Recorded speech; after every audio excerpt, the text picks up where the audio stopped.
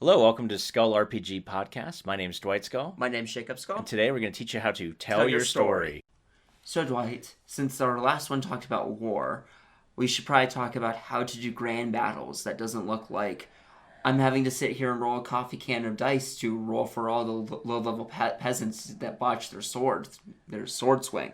Yeah, so here's what I would do. So grand battle means you're going to have thousands of people fighting thousands of people. It's like, scene out of Lord of the Rings where you're watching all the orcs come down and to hit all the the Rohirrim and all that sort of stuff. How do you play that? How do you roll that? First thing I do is I take the game mat and I throw out 5-foot squares. Just throw it out. So what I'll do is I'll figure out exactly how big do the squares need to be. Are they 20 foot, 50 foot, 100 feet squares? And I'll just tell the players, I'll even write it on the map, 1 square equals 50 feet.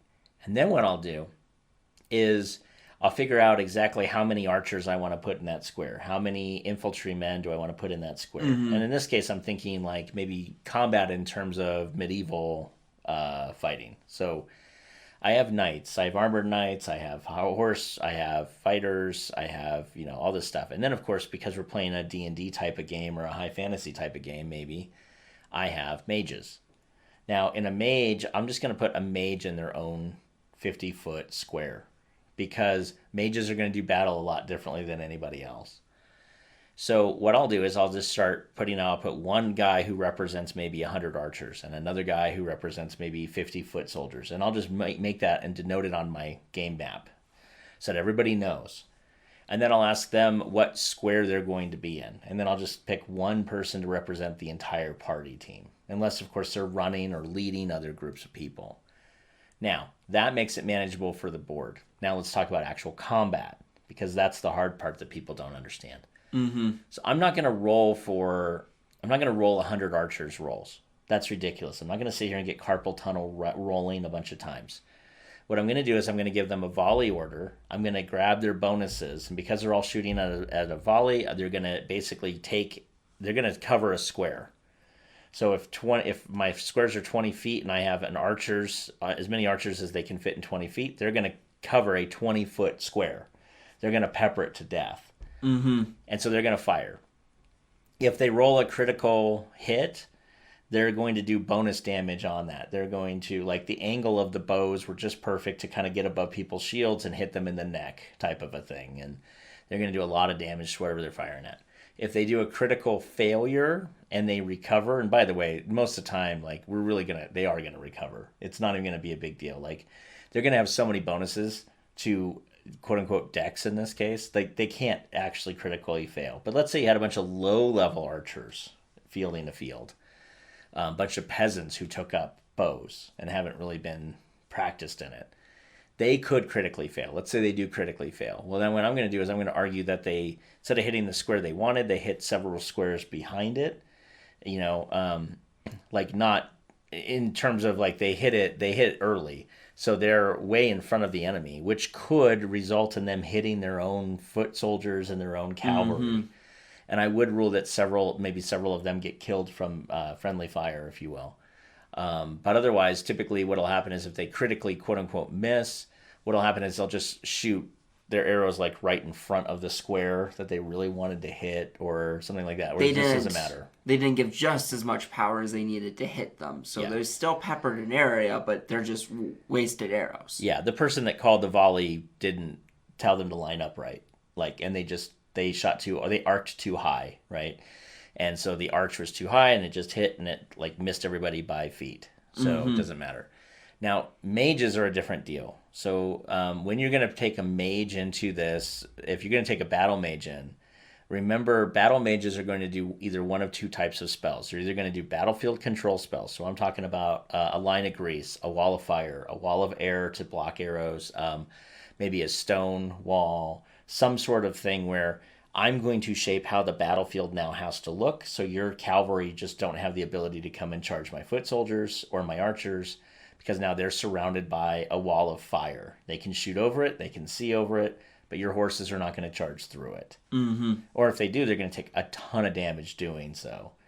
And I'm going to make you ride a lot of handle animal checks as a group and everything else because it's crazy.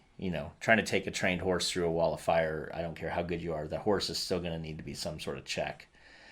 Check the horse to make sure that they'll do it. I mean, look in the real world, we have to specifically train horses to negate their fear of fire to have them jump through hoops. So, And chances are you didn't do that for your 1,000 war horses. I mean, they might be good with loud noises, they might be good with other things, but you didn't train them to literally ride through walls of flame for no reason. So anyway, that said, the mages can do a lot of battlefield control. Grease is a great spell, but something like sleep is worthless. The other option is you can do bigger spells like a fireball or things of that nature that have a lot of a hit and a splash range damage. But again, if you're looking at a 20-foot square or a 50-foot square, you might only be hitting one square with your fireball. Yeah. So just keep that in mind. But spells like Magic Missile are pretty much worthless except if you're targeting like a general on the other side. Or another battle mage or somebody of importance. But even then, typically all you're going to be relegated to is long spells. Because if you get into a medium or a close range, those archers are literally going to turn and volley on your square. Mm-hmm. Because why wouldn't they? And you're going to get pegged with literally a percentage of arrows at that point. Yep. Because, that's just it. So doing large field battles are a pain in the neck. But what I like to do then is I also like to draw the map of what the battle lines look like and what the conflict would look like if both sides are fighting on a flat field. Now, if I'm going to do an ambush type of situation, then I better make sure that the terrain is in a good spot so that you can have an ambush, right? You're either going down like a wooded path or maybe one side of you is, you're at the bottom of a ravine. On one side of you, maybe it's open on the other, but that leads you to be able to be attacked from above. Yes, give bonuses for people that are attacking from above. Give minuses to people that are attacking from underneath. You can also look at these big battles too. You could also look at what other kind of things are they doing. Are they bringing out? Are they coming out with trebuchets or other sorts of really slow but heavy equipment to take to another battle? Is that what they're doing? Is this why you're here, to cut that off? So maybe maybe the battle itself is a thing where the goal isn't to kill everybody. The goal is to kill one thing. And once you've killed that one thing, you all can disengage. So that's helpful too. And then the last thing I'll do is I'll actually talk about what I'll do in there is after I've planned out the field, I'll make sure I have the hills and some of the other stuff kind of in a topographic fashion. Because you want to make sure that your mages are going to be standing on top of hills. Your generals are going to be standing on top of hills. Now, standing on top of hills is great, except it also makes you a great target for a lightning bolt or something else, because even though it goes in a straight line, if I'm on the top of my hill and you're on the top of your hill, I can do a straight line over the heads of literally everybody there and only hit you. Or even if you're where all the battle is, you can always see the guy on the top of the hill. It wouldn't be hard to do a straight line. Yep. You probably only kill the first 4 or 5 people in front of you, but after that, it's going to go up over their heads and hit the guy on the hill.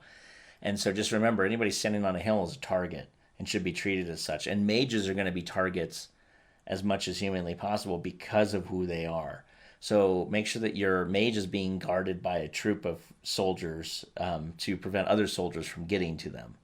Because as we all know, a mage is really good in battle as long as there's as we would like to call a meat shield in front of them.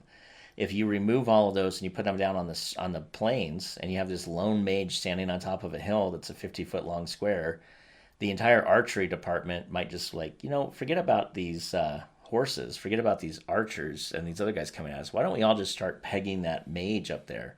Because that mage could actually do a lot more damage with a fireball to us than anybody else here. Or well-placed spell to change the battlefield, and now everything goes against you. You could do, like stone to mud.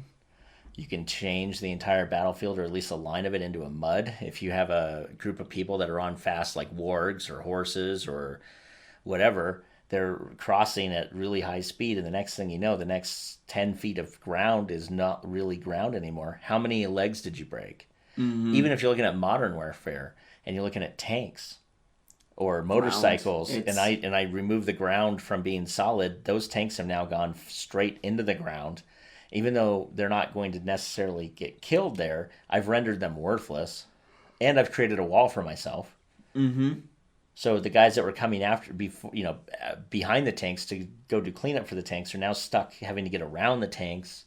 So in a lot of ways, if you think about it, your mages if you're a game master, make sure the mages you bring to task are thinking battlefield control, not just straight damage. And yeah, give them a couple straight damage spells to do something nasty, but for the most part, a disintegrate's not as much worth as literally like transmuting the ground into mud. So that is one of many ways to run a battle. Hopefully, given the amount of things that we covered in here, you should have an idea for how to take your next battle forward. Hey, thanks for listening. And for more resources, please go to skullrpg.com.